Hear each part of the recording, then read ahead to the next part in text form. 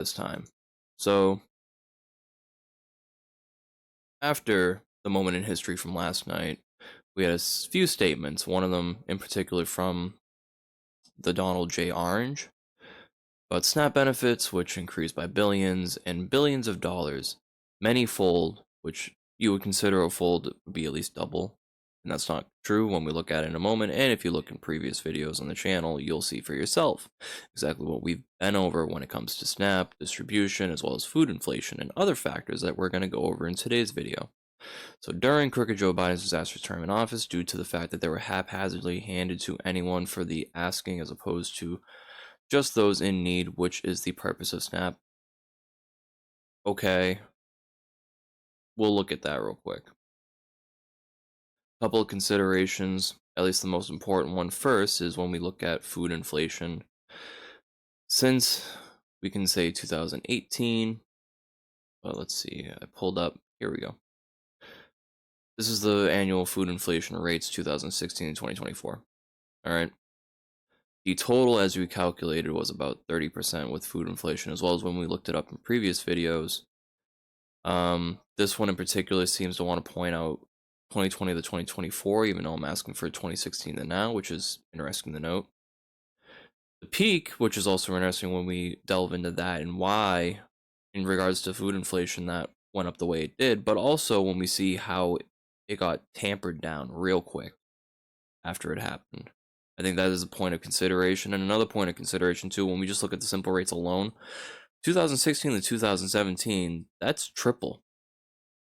Right? That's triple? Is that many-fold? I believe, right? I think that's many-fold just in the rate alone.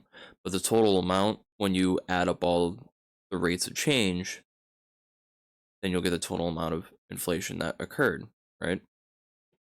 But this trend really did seem to start off from 2016 when Donald Trump's first term started. And it went up to 1.9. So it seems low, but the rate that it's going up is pretty fast. And then obviously when the pandemic hit. So before the pandemic it was even an issue, it was already steadily starting to go up. Kind of quick at first, and almost double. And then about a third added on. COVID hit. Also started even hitting a little worse. And then the next year, Joe Biden's first term. And then the war in Ukraine happened. So that, along with jobs, because when we look at jobs, an interesting thing that happened, especially as of recently, there's currently more unemployed than there are job openings. This also has a factor into the market, as well as wages, competitiveness, demand, consumer demand, employer demand, etc. All those things directly affect prices because these are people that work with businesses that sell things, that price things. All right. So this is the inflation that occurs, as well as what happens globally with the oil markets, is imports and everything else. And you see here, even when COVID happened, it bounced back pretty quickly.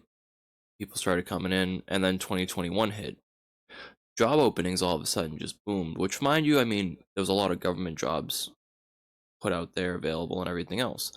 But simultaneously, once we get into about January 22nd, when the war in Ukraine hit, job openings just started tapering off. Or it was February. Yeah, February, actually. It even spiked up right after.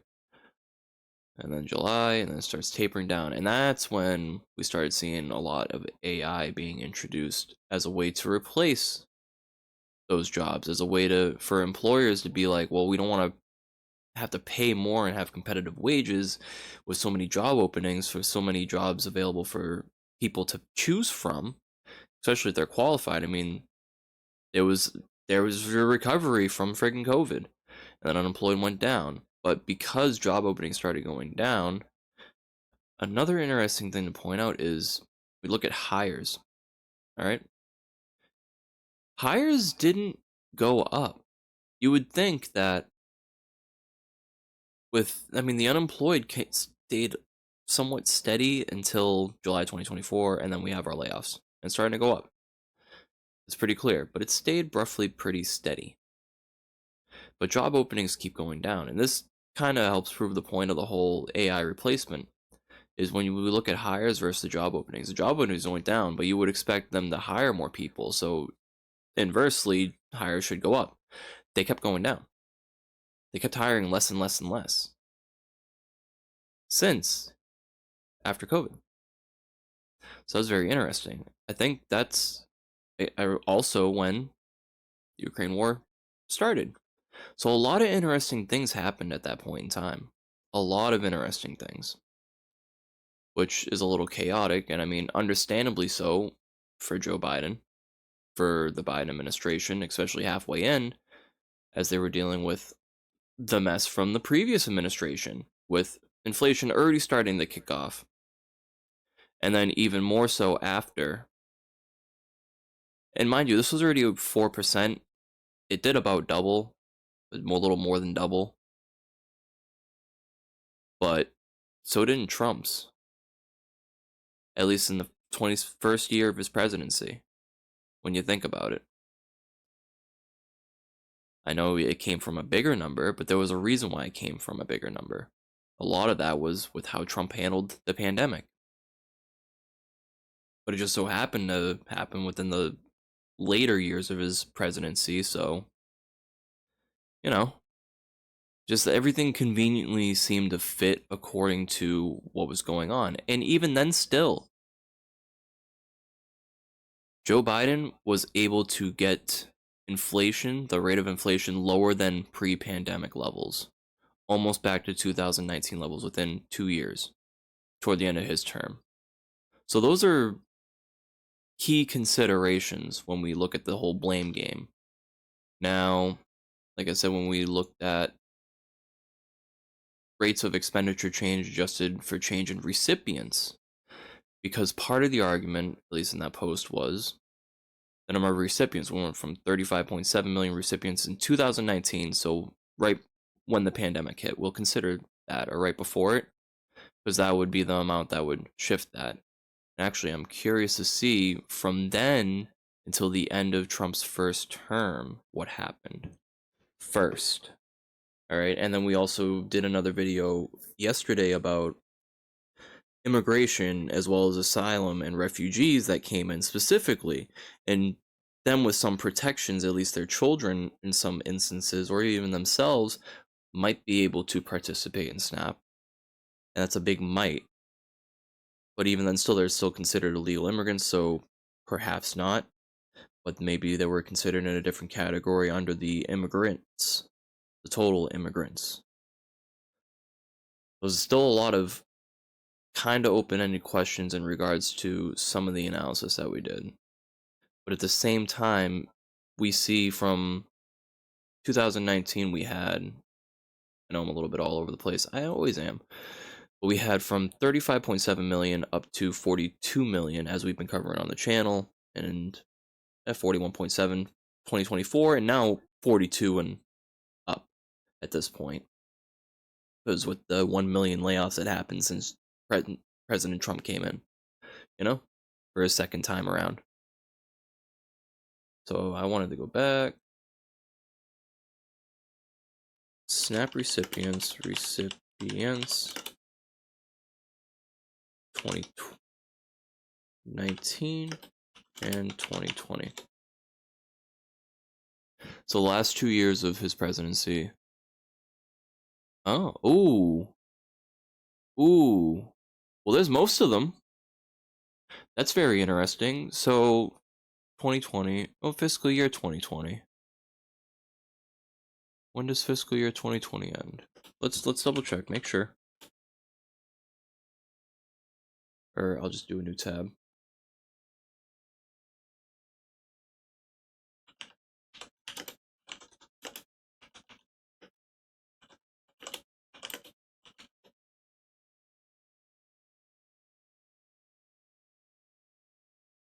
Okay, yeah. So October 1st, 2019, and then September 30th, 2020.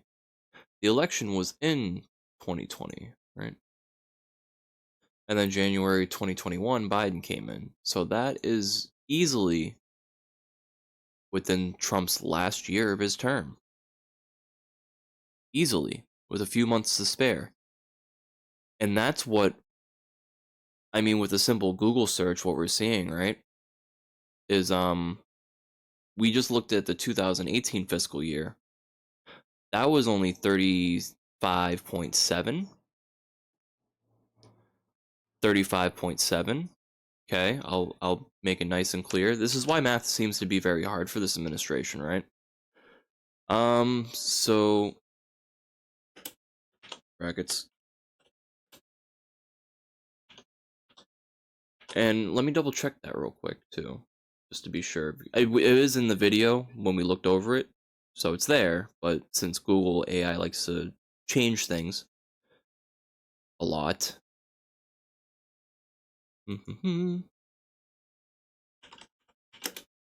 year 18 snap should be 35.7 million. 36 million, 35.7. That's, yeah, when you round up like that.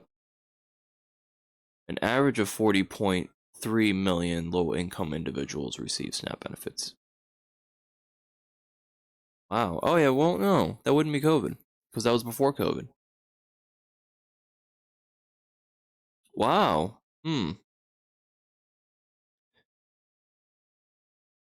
Oh, and receive SNAP benefits. I mean, yeah, it's a revolving door. During this time, 82% of eligible participated in the program. Oh, so some people, that's if they use their card or not, I suppose, or even use the funds to begin with. So 36 million. That's interesting that it differentiates that, huh? Just for 2018, but everything else that we looked up it doesn't. That's very strange.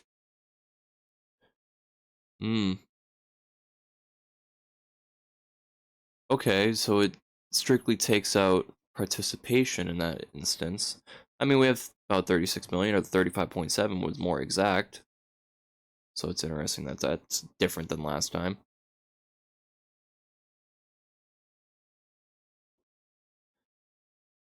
And then meanwhile, yep, estimated 33 million participated. So from October 2019 to 2020, pre-pandemic, this is a different number. Early pandemic, yeah, it shot up to 39.9 million. This was before Biden was even in office, and mind you, it's 42 million now. All right, so you do math, you do a little numbers, and you can do it in a Google Doc. So just to be doubly clear. Oh my god. There we go. So fiscal year 2019 was 39.9 million recipients. That's very interesting when you consider the number of recipients. Now, going back to the other points, I mean, actually, let me do the math real quick. You can do, ready, 39.9 minus 35.7 equals 4.2. And then, ready. So we had 39.9 from fiscal year 2019, or, well, right before Biden was sworn in. So that's where he came into, okay? And we also have 42 now. So 42 minus 49.9.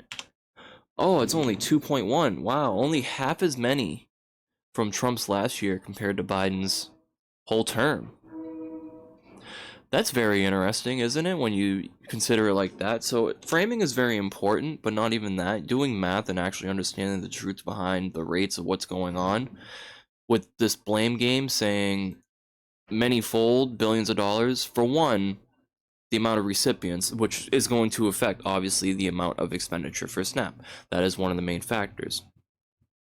Plays a role. Mostly because last year of this guy's term, about 5 million people signed up. A little bit more than 5 million people signed up and started. So I don't know where the handouts are going. And also, another interesting fact, when we just saw that number, an increase of recipients, the 2.1, that's million during Biden's term. The amount of not visa immigrant, but people, refugee status, asylum status, whether or not they have families too, which that's another consideration, if they're including the children in that estimate or not, is about 2 million during at least just 1 year, like the last year of Biden's term, or the second last year, because it was up to 2023.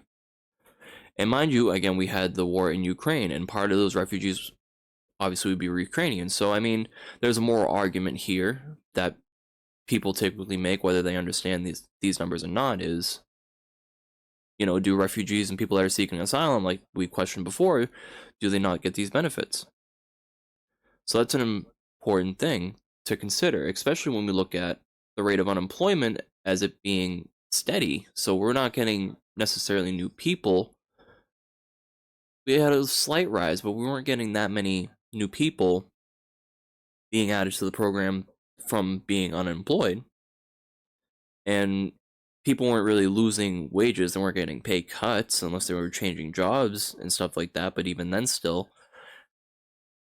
that wouldn't really affect the numbers as much. But it does. It does. So it's another thing to consider too. Wow. And again, we had the Ukraine war going on, which screwed prices substantially.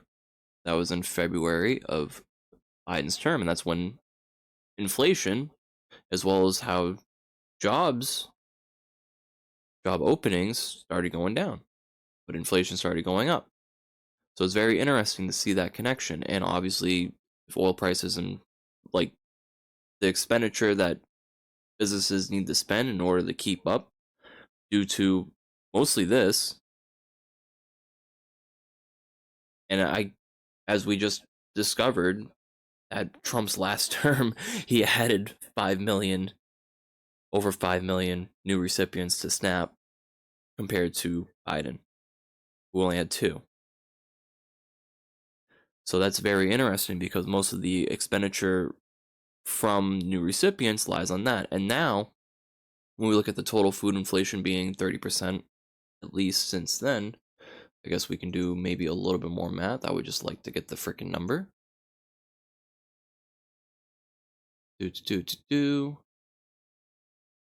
So yeah. Oh. Yeah, specifically from 2020 to 24, because obviously this administration is anti-Biden. Just through that framing and posturing alone, but about 23%. There was at least another 7%, maybe even more. I guess we could just add the rates up. Should just add the rates up. 2023,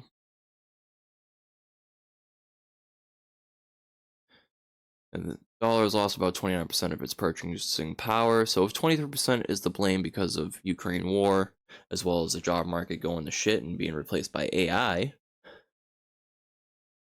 right?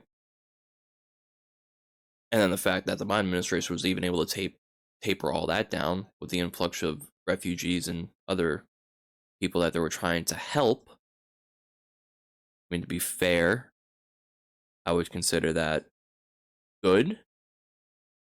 And if you don't want to take in people into this country, then why have Republicans been on the side of both Israel and what they're doing alongside? I mean, at first they were on the side of Ukraine, but we don't know now. Grocery prices alone about 30%. And as we did the math previously,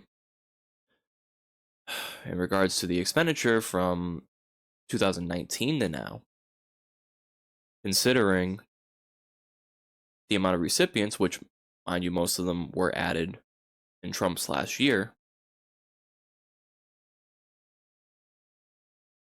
we see that the expenditure, the budget, the only reason why more was spent wasn't because of Joe Biden necessarily. you can blame, I guess, the 2 million people that needed to escape their horrible situations, or they would have died. Them and their families probably would have died. You can blame that, the 2 million, sure, but that's not even 10%. That's probably 9.5% compared to the inflation numbers. Average individual monthly allowance also reflects this, as it was only adjusted for the rate of food inflation.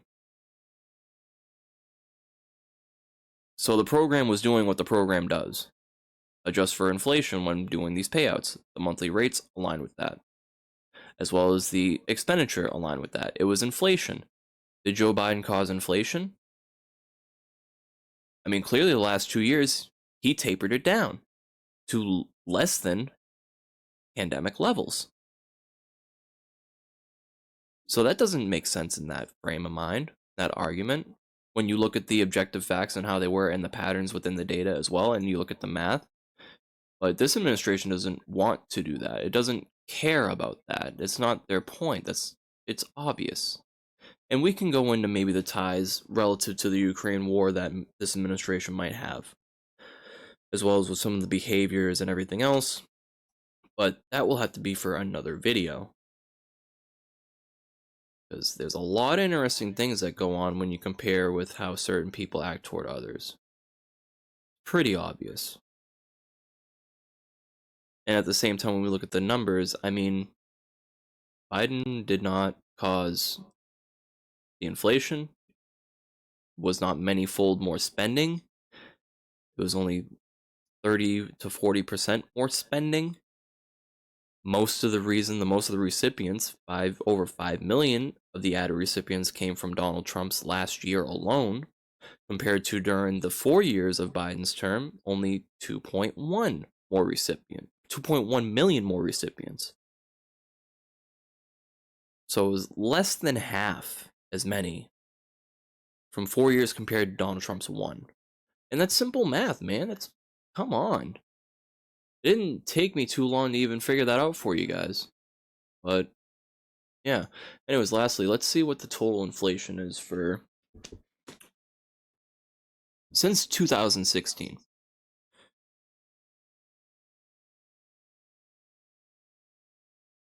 And I mean, it is honestly impressive, at least from everything that went on in 2022 between AI replacement as well as the war in Ukraine.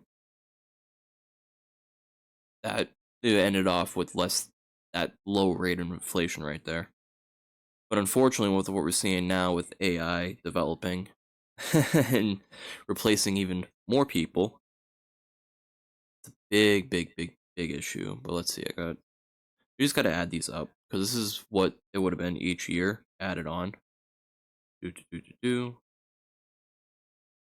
So I'm curious.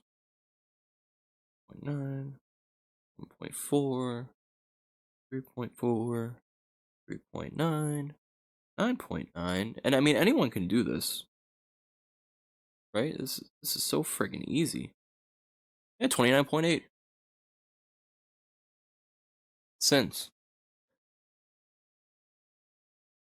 And I mean, regardless of what you believe in for the underlying reasons for the increases,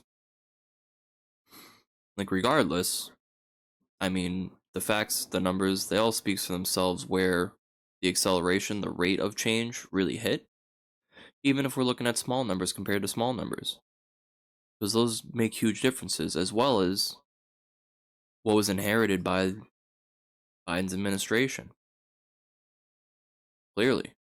And then when people want to just posture and lie almost every single breath that they ever take of their entire life, which people, want to believe this shit. This is why I speak out when I do, because this is dumb. Like, you gotta be really stupid in order to just fall for that. If you can't do simple percentages and mathematics and then also look into considerations and other factors for a moment, you're not gonna understand shit. You're gonna make the worst choices without realizing the effect that it's gonna have on you, like you're seeing now. Because now you got no SNAP benefits. Your healthcare went up about 200 to 300%. So that's many-fold, and this is Trump's year, baby. Meanwhile, you also got everything in the one big beautiful bill. So, oh man, the big cuts that are happening there, mind you, the first year when that bill hits for SNAP, it's taken away about 18 billion. That's reversing most of the adjustments just for inflation itself. So you're gonna feel it. Your amount's gonna go from your typical 188 a month, the average that we went over, to about 140. You're gonna have about, on average, $40 less than what you did if you get around the average amount. If you get less than that, I mean, do math. Take out what, a fifth at least. I mean, 18 billion out of 100 billion is about a fifth. It's almost 20 billion. So you can roughly do that and get at least a good picture. You don't have to be exact. You could just, there's a reason why significant figures is a concept in physics and mathematics. It helps people like us, like humans, because we're not freaking calculators. That's understandable, but it's not that hard to at least, take a few digits and bang them together to get an answer. It's insane. So it's very interesting. Over 3/4 of these families had at least one worker. For the SNAP, mind you. They would, like we said, most of them are working. Oh, about 1/3 had two or more workers. Oh, that's even more interesting. Oh, it has to go back to would you rather the third pounder or the quarter pounder? It's 1/3 of families had two or more workers. That's more than, no, that's more than a quarter. It's not more than 2/4. Still a substantial amount. Anyways, if you like what you see, if you don't, then whatever. If it bores you, then whatever. These always end up being like 20-something minutes, but I see a lot of videos now, and at the same time with videos that have so much nuance and so many things to consider. All right. And again, let's go look at, I mean, not the job openings 2022, what caused inflation 2022. Right? I'll leave it here. Inflation in 2022 was caused by a combination of strong consumer demand. All right, people wanted more. Pandemic related supply chain disruptions. Okay. And that was before Biden came in. And then the war in Ukraine, as we just discussed, because that killed oil for a bit. An increased government stimulus, spending boosted demand, while supply chain backlogs and the war in Ukraine led to higher prices for commodities like oil, natural gas, and food, because we do get food from Ukraine. Right? Get certain things, certain grains. And tight labor markets also, as we just went over. Because there was more than double the amount of job openings compared to the amount of unemployed people. And now in 2025, with the additional million layoffs from this year, beginning of this year alone, Trump's first year, we have more unemployed than our job openings. And that's both numbers, mind you. Are they adjusted for ghost jobs? We don't know that. So that's another consideration. So those numbers could be either conflated, which would have caused panic for some businesses that just pay attention to those numbers per fascia. All right. Like the mental considerations as well, the psychological considerations of cooked books, whether it's from the industry side or from the Fed side. I mean, that's literally what's going. It went from the industry side, now it's going to the Fed side, and we're probably going to have both when all the regulations are fucking stripped down. But that's a whole other discussion as well. Regardless, I mean, the increased consumer demand, people wanted, I mean, they were scared out of their minds during COVID, so people want to stock up. Me in particular, too. I try to stock up because I was worried about the shutdown. I was worried about shit like this happening. I'm glad I did. I'm glad I was at least mindful because I pay attention to shit like this. And hopefully a lot of you people take the time to do that too. I know it can be stressful, but I mean, politics has real effects on our lives, especially if they're the country that we reside in. And then government stimulus, when you think of that, the amount of money that the Trump administration gave out, oof. And it probably took some time for that to actually take into effect, which was probably similar to, the amount of SNAP recipients being added on at Trump's last year. That was interesting, right? He added so many people, so much inflation. Oh my god. And then it's just interesting, man. Trump and Putin are just way too freaking close. That's all I'm gonna leave that off on. Because, oh man. Anyways, till next time, this is Spark saying,